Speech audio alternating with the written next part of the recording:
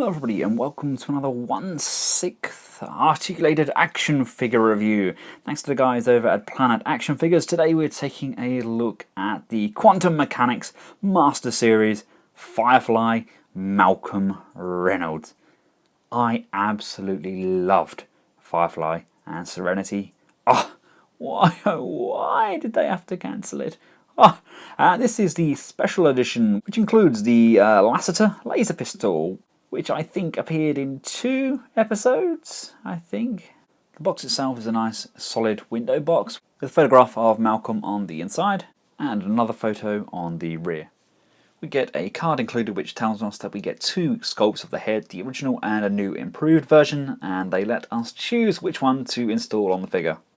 It comes packaged in a plastic clamshell, and the rear of the box doubles up as a diorama of the entrance ramp to Serenity. Get a nice Firefly Malcolm Reynolds base, and there he is out of the packaging. What a very awesome looking brown coat indeed. It's a very good likeness, and the clothing is fantastic. I was actually watching Firefly again last night. It's on Netflix at the moment, and they've got this down to an absolute T. Now, with the figure there, let's just take a quick look at the hands and accessories. As standard, he comes with 2 semi-opened palmed gloved hands, and he also comes with a left-handed open grasp. Now, the left-handed open grasp is to use his radio, so you can hold that nicely in a very natural pose. We have a right-handed gun holding hand, I believe. I mean, the detailing on the hands themselves is very good. Love the veins on there. It's a very close likeness. Skin tone as well is very nice. We have a right-handed trigger finger again with the veins and the very clean paint applications.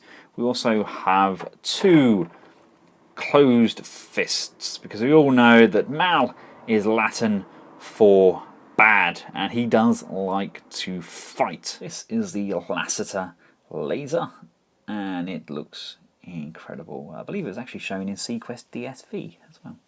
There you go. Now you know. It's a very close likeness indeed, and remember guys, there's only 2 in the world. Unfortunately that isn't the case with the toy. These were marketed slightly more than 2, but in the show there was only 2 ever made. It's the first laser pistol, and it does look incredibly nice. And using the slightly more open palmed trigger hand, the hands do grip this exceptionally well, going through that almost knuckle duster-esque handle. Now, Mal does also come with his standard pistol, and it is very well sculpted indeed. I actually think that Quantum Mechanix actually do a 1/1 replica of the gun as well, so it should be very accurate.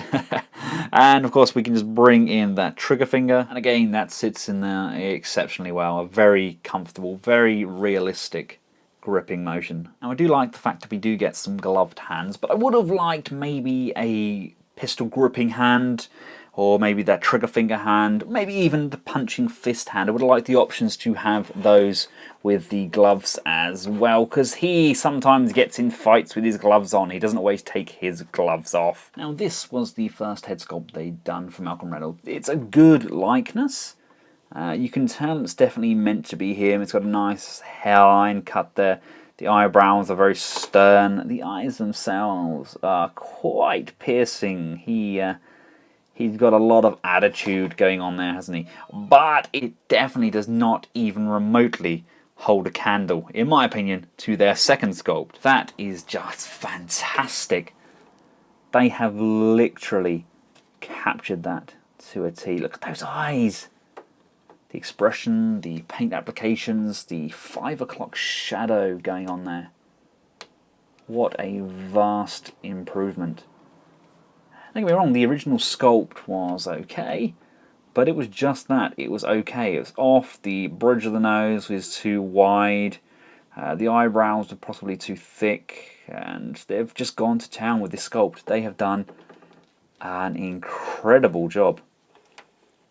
Genuinely very impressed. And we can mix and match those hands and pull off some really, really nice poses. Now his brown coat is exactly that, a very nice lined brown coat, very suede to the touch with leather-esque cuffs, and we have these buckles on the outside going all the way down. It's a really nice length, and it's a very, very close representation as to what he wears in the show.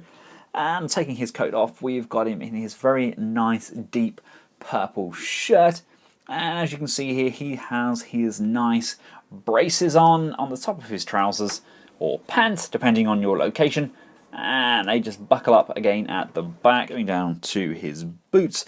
As you can see, they're very leatherish texture to them. I love the wrinkles around the ankles. As we go up to the knees, the pants are tucked in nicely. We have this nice stripe going the whole length. And then we have this belt loop going around, securing his gun into place.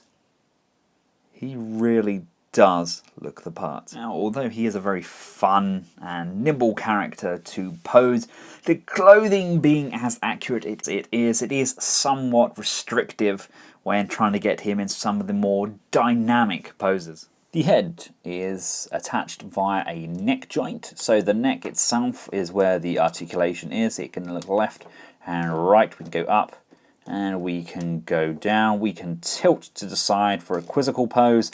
Coming out to the shoulders, we can go up and down. We can go forwards and backwards on a butterfly joint. We can go all the way up and around. Coming down to the elbow, we do have a nice over 90-degree bend.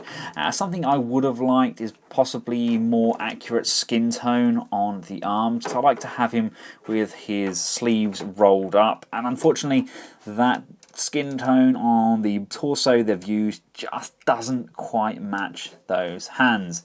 The ab itself is on a ball socket, so we can go all the way around. We can go left and right. We can twist all the way over. We can go backwards and forwards. We can have him hunched. Coming down to the legs, they can come this far forwards and they can come this far back. Again, these are all being extremely hindered by the tightness of these trousers. We can go all the way out. We have an upper thigh rotation. We have a bend at the knee, again being hindered. And due to the sheer size and length of these boots, it's such a deep hole for the leg to actually attach in there. It doesn't really fit in as it should. You don't really get the benefit of any of that articulation there. The boots are just a little bit too long. So there we have it, guys, the Quantum Mechanix Master Series Malcolm Reynolds. Are you a fan of Firefly? Have you seen Serenity? What do you guys think of this representation? I love the fact that they've included the original sculpted head that they were pretty proud of, but they knew they had to improve on. It's good, but it's not right. This, however, is a fantastic, gorgeous representation of Malcolm, in my opinion. What do you guys think? I highly recommend you get the special edition, which includes the Lassiter laser pistol. It's a nice, fun little accessory, completely unnecessary, but fun to have nonetheless. I would have liked maybe a variation of gloved hands and possibly a different skin tone on the arms just to match the hands, but other than that, I am genuinely very impressed by this figure. I really do hope they deliver other figures from the Firefly series. I would absolutely love a River or a Simon. I think they would look incredible. And not to mention, I would love a diorama of the Serenity itself. It's a gorgeous little Firefly class ship, and I would love just a small section just with the chair so Mal could sit back with his feet up on the controls. Once again, thanks to the guys over at Planet Action Figure for the hookup on this figure. Until next time, from myself, I'm Malcolm Reynolds. Thanks for watching. Goodbye.